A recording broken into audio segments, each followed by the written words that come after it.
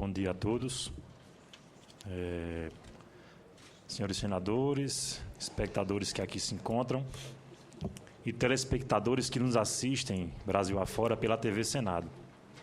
Inicialmente, eu gostaria de agradecer imensamente ao senador Paulo Paim pelo convite da Associação Nacional dos Procuradores do Trabalho em participar desta audiência pública que, para o Ministério Público do Trabalho como um todo, afigura-se de extrema importância a fim de nós discutirmos a temática da competência penal do direito da Justiça do Trabalho e a aplicação do direito penal do trabalho às relações trabalhistas no Brasil. Gostaria de saudar aqui meus colegas do Ministério Público, doutor Paulo Douglas e doutor Rogério Rodrigues, saudar e parabenizar o juiz federal Ricardo Rachid pela explanação e também saudar os demais componentes da mesa na pessoa da representante do Sindicato Nacional dos Auditores Fiscais do Trabalho. Enfim, inicialmente, eu gostaria de deixar consignado a posição da Associação Nacional dos Procuradores do Trabalho com relação ao tema debatido. A ANPT tem um posicionamento no sentido de que afigura-se extremamente relevante uma modificação legislativa para que seja atribuída a competência criminal à Justiça do Trabalho para julgamento de alguns crimes, com a devida vênia da exposição do doutor Ricardo Rachid. Nós sabemos que a emenda constitucional 45 ampliou significativamente a competência da Justiça do Trabalho. Só fazendo um pequeno resumo acerca dessa competência anteriormente estabelecida. A Justiça do Trabalho se restringia estritamente a julgar conflitos entre empregados e empregadores, decorrentes naturalmente da relação de emprego, salvo algumas situações especiais que eram regulamentadas pela lei, a exemplo das ações entre o empreiteiro, o operário e artífice, ou as ações judiciais dos trabalhadores portuários avulsos em face do órgão ou dos operadores portuários, além das execuções das suas próprias sentenças. Com a discussão pela reforma do Judiciário e a promulgação da Emenda Constitucional 45/2004, o Congresso Nacional, depois de sérios questionamentos sobre a imprescindibilidade, sobre a necessidade de existência da Justiça do Trabalho, o Congresso Nacional promulgou a Emenda Constitucional 45, ampliando a competência e as atribuições da Justiça do Trabalho, agora não mais afetas apenas à relação de emprego, mas afetas à relação de trabalho. Então, deixou-se de ser, como dizem alguns juristas, deixou-se de ser uma competência em razão da pessoa, empregados e empregadores, para se estabelecer uma competência em razão da matéria, qual seja, aquelas ações que fossem decorrentes das relações de trabalho. Então, de fato, o que houve foi um aumento significativo das matérias objeto de atuação do Ministério Público do Trabalho e da própria Justiça do Trabalho, no qual nós podemos ressaltar as ações entre sindicatos, certo? Que antes eram afetas à Justiça Comum, as execuções fiscais relativas de multas aplicadas pela Auditoria Fiscal do Trabalho, Ministério do Trabalho e Emprego, e também outras matérias, a exemplo de ações de indenização por dano material e moral, que antes da emenda constitucional, se acontecesse, por exemplo, um acidente de trabalho com o empregado, a ação de reparação por esses danos, seja por danos à sua integridade física ou até por morte, elas eram julgadas na Justiça Comum Estadual. Então, esses fatores demonstram que a Justiça do Trabalho foi devidamente capacitada e hoje mostra-se devidamente capacitada para julgar ações que antes da Emenda Constitucional 45 não eram de sua competência.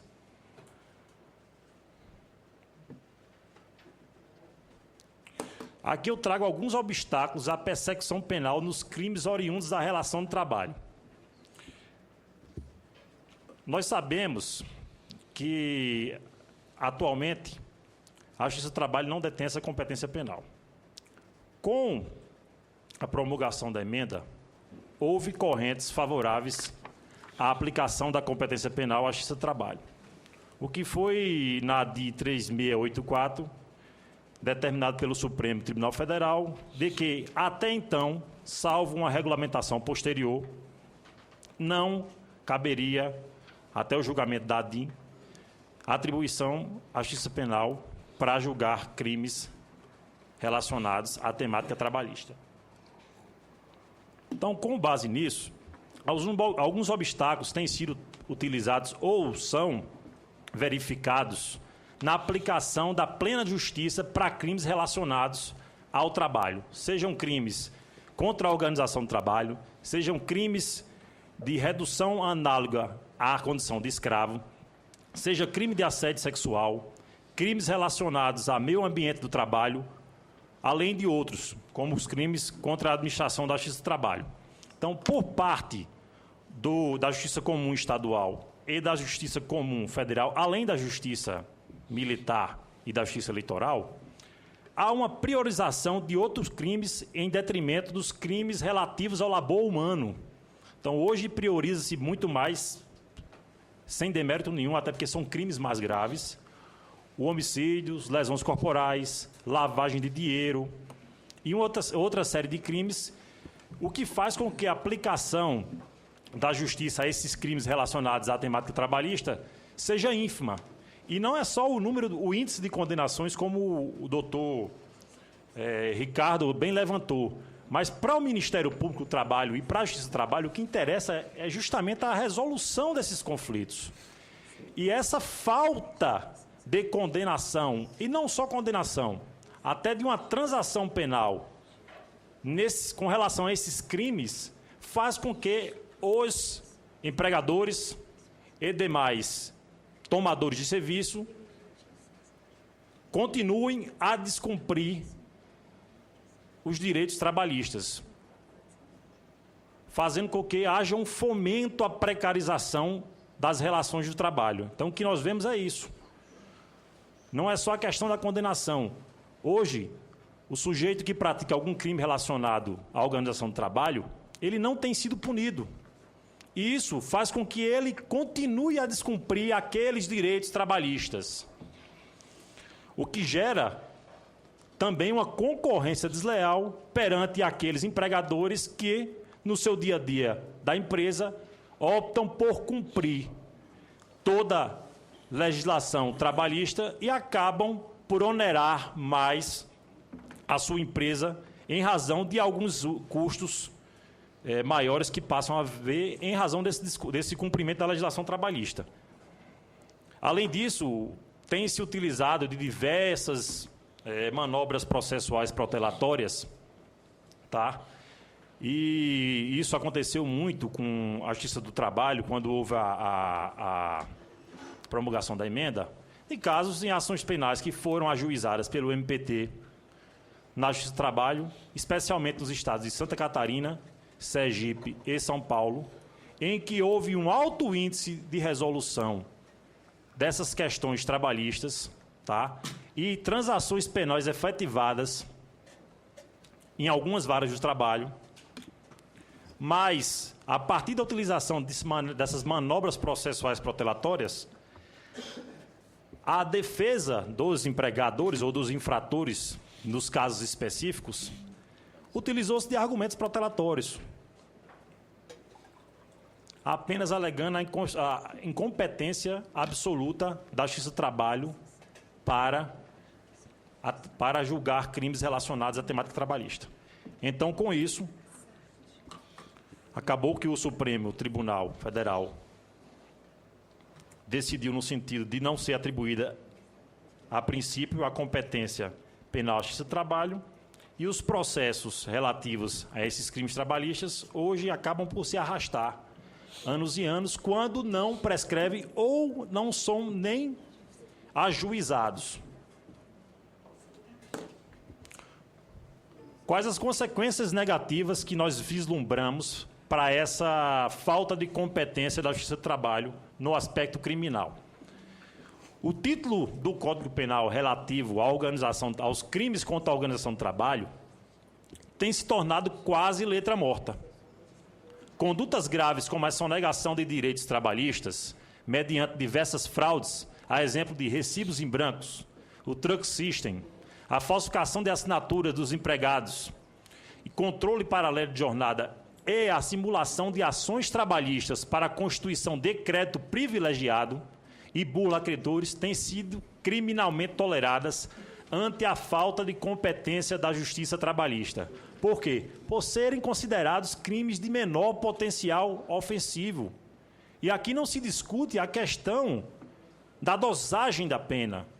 O que o Ministério Público do Trabalho e os procuradores querem, o procurador do trabalho desejam, assim como os juízes do trabalho, é que haja efetiva aplicação da justiça. Não apenas a partir da condenação, ou tão somente a partir da condenação criminal, com privação da restrição da liberdade, mas sim com a transação penal, com a doação de materiais a instituições de caridade, quaisquer tipo de situações ou de obrigações no âmbito penal que acabem por incentivar e trazer um caráter preventivo pedagógico para novos descumprimentos, fazendo com que não só aquele empregador que descumpriu a legislação trabalhista passe a cumpri-la e perante os outros empregadores que aqueles abstenham-se de descumprir normas trabalhistas cujo descumprimento caracterize infração penal trabalhista. Como eu já tinha dito, a questão da concorrência desleal, a prescrição dos crimes praticados e o fomento à precarização das relações de trabalho. Tá? Outro aspecto muito vivenciado pelo Ministério Público do Trabalho é a questão do crime de condição de redução à condição análoga de escravo.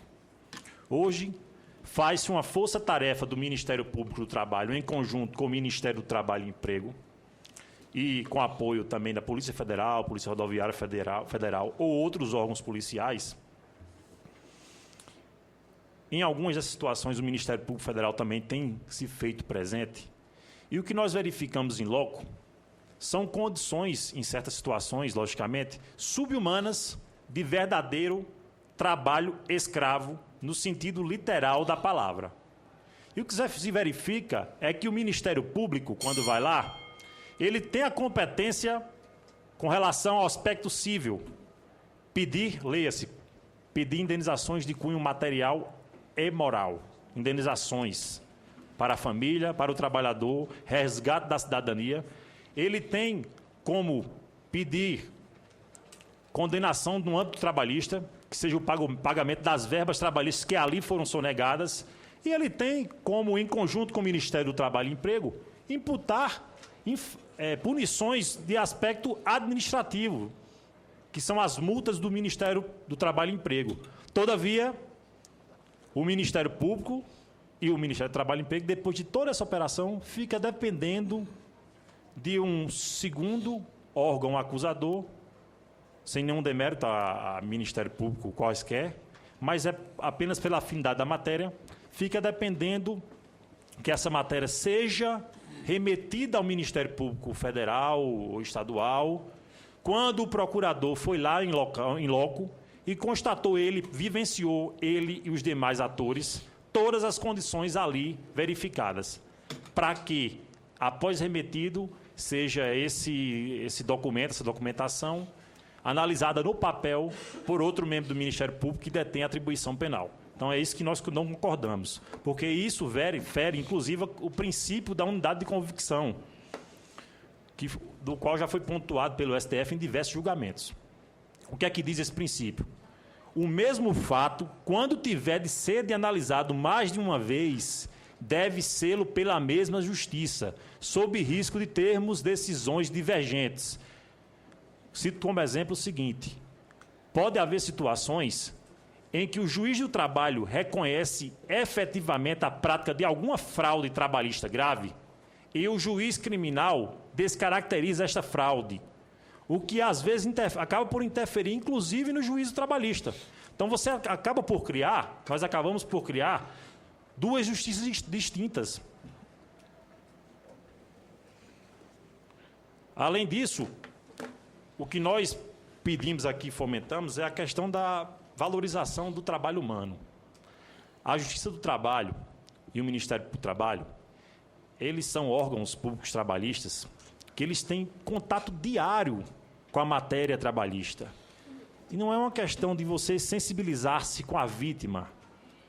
É uma questão de você entrar na situação do outro, conhecedor dos aspectos materiais e formais dessa relação jurídica trabalhista, e, a partir daí, verificar se há ou não conduta caracterizadora no aspecto penal possível de nós adentrarmos a esfera criminal e com ações criminais.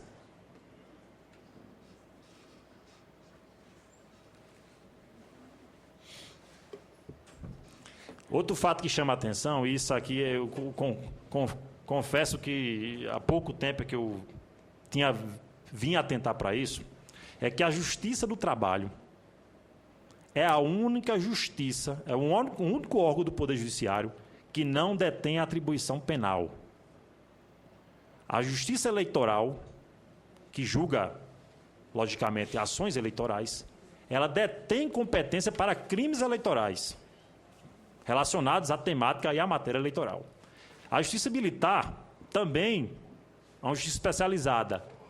Da mesma forma, detém competência criminal para julgar crimes militares. Por quê? Assim pergunta-se, por que a Justiça do Trabalho e o Ministério Público do Trabalho não poderiam ter, em algumas situações, tá, a atribuição e a competência para julgar e para perseguir, fazer a perseguição penal de alguns tipos penais relacionados às relações do trabalho? Da mesma forma, o MPT é o único ramo do Parquet Nacional a quem é negada atribuição na esfera penal. E isso, eu falo aqui, não é em nenhum aspecto corporativo. O que se quer dizer com isso, e o que os membros do Ministério Público do Trabalho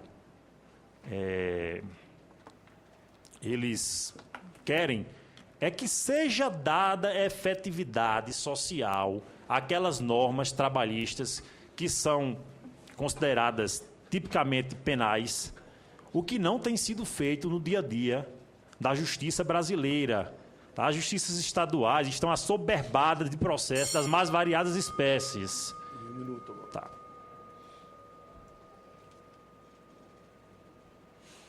Aqui eu deixo a indagação. Se a Justiça do Trabalho é competente para as ações civil e trabalhistas, seria também razoável que conhecesse também das questões penais relacionadas ao tipo.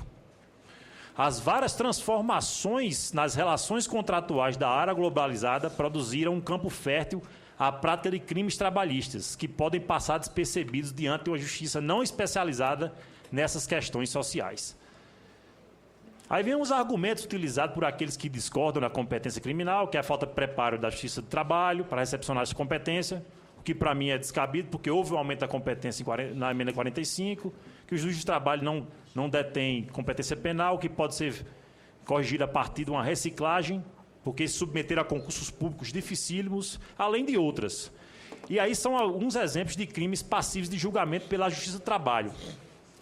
Crimes contra a organização do trabalho, crimes contra a administração da Justiça do Trabalho, crime de redução à condição análoga de escravo, crime de assédio moral, crimes relacionados ao exercício do direito de greve e crimes decorrentes do descumprimento de normas de meio ambiente do trabalho. Aqui eu deixo a posição, novamente, da Associação Nacional dos Procuradores do Trabalho. Para nós, da ANPT, tem se mostrado extremamente importante essa alteração, essa necessidade, essa alteração legislativa para atribuição de competência da Justiça do Trabalho, a penal Justiça do Trabalho. Já existem alguns projetos de lei em curso na Câmara dos Deputados, além de uma PEC, a 327/2009, que também está em curso na Câmara dos Deputados. Mas aqui eu faço um apelo ao nobre senador Paulo Paim para que, se possível, traga essa discussão, como já tem trazido nesse momento, e eu já louvo por essa iniciativa belíssima, para que isso também passe a correr a partir de um projeto de lei, de uma proposta de emenda constitucional no Senado Federal. Porque talvez aqui as coisas, por ser uma casa menor e com menos trâmites, talvez, burocráticos, a matéria passe de maneira mais ágil. No final, eu deixo um questionamento aqui. Será que é razoável que, sobre um mesmo tema jurídico, determinado órgão do Poder Judiciário conheça de seus aspectos trabalhistas, civis e administrativos, enquanto o outro se pronuncia sobre a perspectiva penal? Então, essa é a reflexão que eu deixo para os senhores e para a sociedade brasileira, agradecendo já prontamente, em nome da Associação Nacional dos Procuradores de Trabalho, pelo convite e pela participação nesse belíssimo evento. Obrigado.